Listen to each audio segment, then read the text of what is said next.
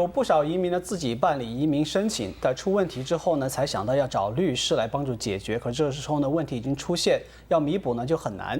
假如一开始呢就找一位有经验的律师的话呢，不单只是可能节省人力物力，还能够节省很多的时间和费用。那我们今天为您请来的是王明武律师事务所的移民律师 Cameron 呢，来我们谈一谈移民申请聘请移民律师需要的费用。Cameron, welcome to the program. Thank you. Thank you for having me. How much do you have to pay to apply for asylum? Actually, and the good news for this is the asylum application fee is nothing. Yeah, it's free. You just have to be able to turn in your application with all the documents, and you don't owe the government any money. Really? It's free? It's free, completely free.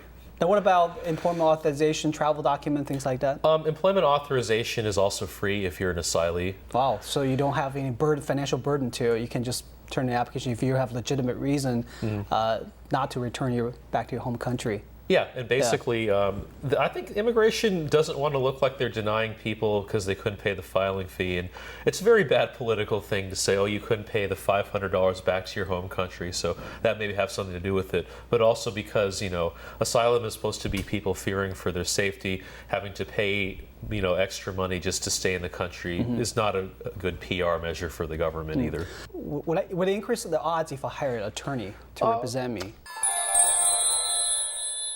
I always say this with every one of my clients, whether it's criminal law, whether it's immigration law. Hiring an attorney doesn't increase the odds of anything. The facts of the case are the facts of your case. What a crucial role an attorney plays is the attorney understands the law, the attorney is trained in the law, the attorney has an ethical duty to represent you. And so what the attorney will do is take the facts of your case and apply them to what the asylum officer is looking for in terms of what the burdens are under the law. An attorney will be your advocate at the interview. An attorney can protect you from abuses by the government when you're going into the interview or standing in front of the immigration court.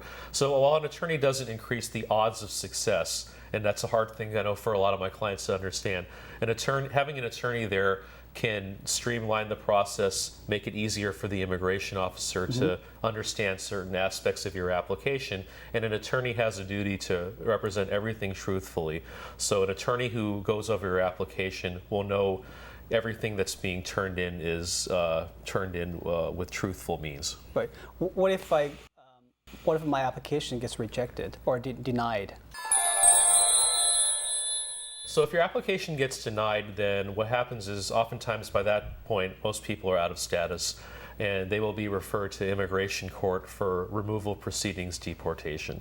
At that point, you really do need to hire an attorney because you're basically going in front of a formal court proceeding. Oftentimes many immigrants don't know the legal processes, and when they stand there in front of the immigration judge, they have to have an attorney who knows when and what to argue in front of the court. Right. So if the attorney is going to do so much, they review the application, help you repeal, the company to go to interview, how's the fee determined? Well, while I can't explain specifically in every single case what the fee is going to be, traditionally what a lot of immigration attorneys have done is charge a very high flat fee service for the entire application. While that at the onset might look like a good idea, if your application ends at USCIS and you're granted asylum, you still owe your attorney all the money that you've agreed to pay. The way I do it in my office is that I break it down. The first fee is generally a flat fee for the application, reviewing the application, interpreter fees, going to the interview, and following up with information up until the moment your application is accepted or rejected. If it's accepted, great. That's all you owe me is the original fee for which we've provided services. If it's rejected, what I'll typically do is I'll review the reasons for the rejection, look at how much work is going to need to be done, and do it on an hourly basis. The reason for the hourly basis is also we don't know whether the immigration court is going to grant it or we're going to have to go to the Ninth Circuit Court of Appeals to appeal your case. So it could be a potentially very short courtroom proceedings, or it could be a very, very long, drawn-out, several-year procedure.